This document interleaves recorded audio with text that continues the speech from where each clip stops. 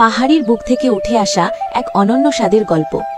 আজ চলুন দেখে নিই কিভাবে প্রাকৃতিক উপায়ে তৈরি হয় ঝাল চটপটে কুরকুরে এক পাহাড়ি নাস্তা।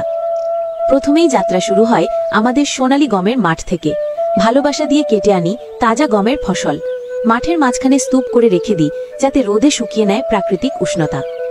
কয়েকদিন পর লাঠি দিয়ে পিটিয়ে আলাদা করা হয় গমের দানা।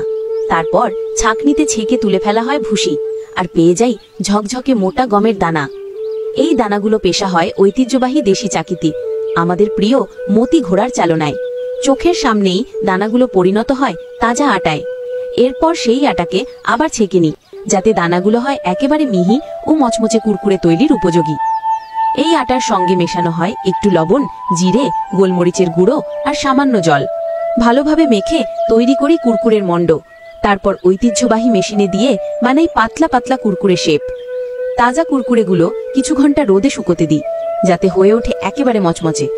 এদিকে কড়াইয়ে ভাজা হয় লাল শুকনো মরিচ, যাতে কাঁচা গন্ধ চলে যায় আর বের হয় ঝাঁঝালো স্বাদ। তারপর সেই মরিচ পিষে তৈরি হয় মিহি গুঁড়ো।